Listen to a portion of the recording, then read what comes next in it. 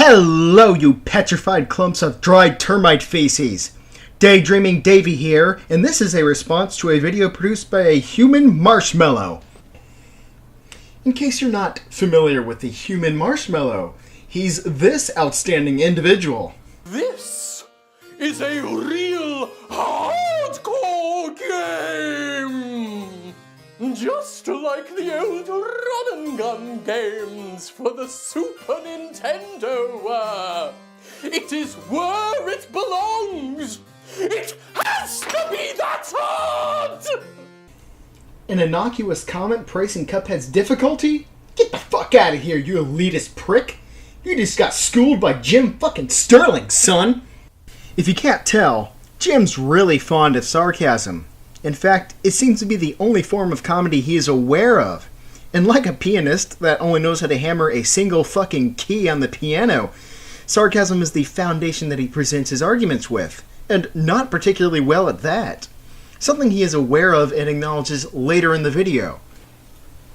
In fact, he uses self-depreciation many times throughout the video to preemptively shield himself, as if he was expecting some sort of warranted backlash against the stupid drivel he is spouting. Do you get it, by the way? Do you get what I'm doing? The high form of wit that is my sarcasm regarding the ludicrous cotton candy land behaviour of YouTube and Valve. See, Jim made fun of himself first. Therefore, I can't criticize him on said things. Well, that's probably what he was hoping would be the case, at least.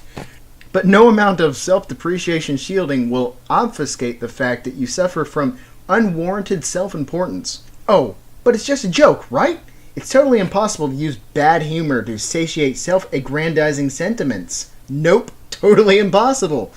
But hey, who am I to criticize emotionally charged sarcasm with no substance? Any sort of criticism, any fucking critique of the stuff I'm publishing is literally the same as calling for it to be banned forever. Jim's video really got me thinking, and in fact, it inspired me to make a response done in the same vein and tone as his. So let's get right to it. Jim is a very socially conscious, progressive, and inspiringly humble individual with a great sense of humor. He's not at all petulant and not at all rude or aggressive towards those who disagree with him. If you're making money doing work, you've got a real fucking job, okay? You smug, smarmy, stupid, short-sighted little wank toads. And for all you hateful bigots in the audience, he does support social justice. And social justice is a very important cultural movement. And social justice is basically intolerance towards perceived racism, inequality, and bigotry, regardless of the fact that said values are often used as a cudgel to boycott, alienate, or harass forms of media, comedians, and other races. Because you see, white males used to be in a dominant position of power historically. Therefore, it is okay to discriminate against white people, but not okay to do it to any other race. That part is very important. You need to feel shame for being a white guy.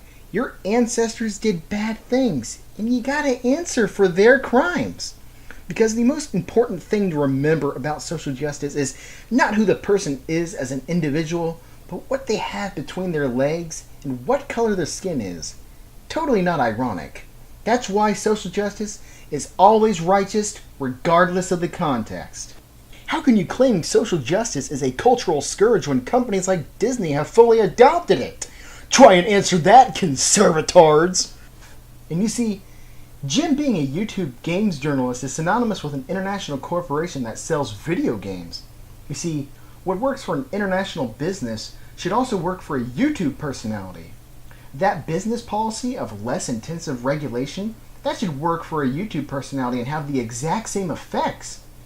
One is a massive corporation that sells video games, and the other is a YouTube gaming journalist. They're practically one and the same. In light of this, I had a brilliant idea. See, I just got a job as a therapist, so I decided instead of empathizing with the patient, I'll give PR-style replies to his life events. Anybody who bullied my patient or caused him trauma, I'll be sure to reply in a way that sides with nobody. I mean, I wouldn't want to alienate that guy who picked on him in high school. He might end up being my patient in the future. We wouldn't want to alienate him somehow. Just as Jim adopted Valve's new policy, I decided to adopt EA's business policy. And I feel confident going forward that adopted business strategies applied to a career is a totally valid comparison to make. And you see, Jim has a point. Adults shouldn't be making adult decisions. Businesses and influencers know what's best for everybody, and they should have completely unchallenged authority on what their customer base should buy and should enjoy. Choice is overrated. You need to let corporations and influencers preemptively decide what is best for their customers. Because let's be honest, they usually do know what's best for everybody. And don't come at me with those arguments that social consequence will serve as a massive detriment for people who make offensive content. Social consequence for being a cunt is not good enough. It needs to be completely absent from the store. And it's totally Steam's fault, an international corporation, to allow an offensive product to be sold. It means they endorse offensive content when they sell it. It's brilliant logic. Wait, what's that?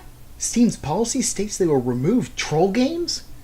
So games that include content along the lines of AIDS Simulator? I don't buy that for a second. Social consequence doesn't work, people. Gamers shouldn't think for themselves. Valve needs to police their content. And my compatriot Jim makes an excellent point. Indeed, if a YouTuber were to adopt this awful policy, that logically means they would abstain from any responsible conduct. No disclosure of sponsored videos or ads. Every YouTuber would practically run wild. It's not like the viewer base would revolt from such blatant shitty decorum. Social consequences, once again, is entirely useless. What a droll, useless concept. Am I right, Jim? And if you happen to disagree with anything I say here, you are a Nazi, racist, homophobe bigot.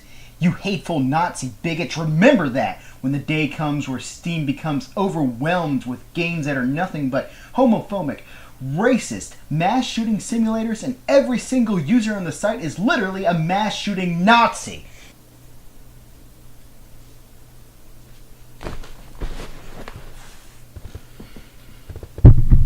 As an addendum to that, because I take such strong inspiration from Jim, I too will decide to misconstrue Valve's policy of having an even playing field, to actively be promoting a variety of different opinions on my channel. You might find such tangential leaps in logic somewhat troubling, but I'm taking after Jim Sterling. I can't be wrong ever. Jim knows these things. He was the one who called out the Dead or Alive developers as evil Machiavellian schemers who somehow used the aggressive, hateful social culture of the United States to not ship their game in the United States. A brilliant scheme, if I do say so myself. Not selling a game in an extremely lucrative region of the world. Yeah, the social justice culture wasn't any cause for that. It was all a scheme by them. Those damn evil corporations. Oh, I hate them. Okay, I can't do the one-note sarcasm anymore, so I'm just going to leave you with this. Valve and YouTube's hands-off policy isn't going to be as apocalyptic as you want to believe.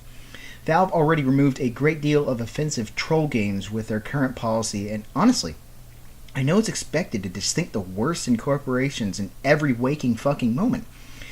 But really, are you going to suggest Valve, who has some of the smartest employees in their trade, are going to be dumb enough to open themselves up to regulation? Really? If you want an actual, intellectually honest debate instead of a bunch of horribly set up strawman arguments, your video might actually have some sort of merit to it. But as far as I'm concerned, this was an awful video and an awful point.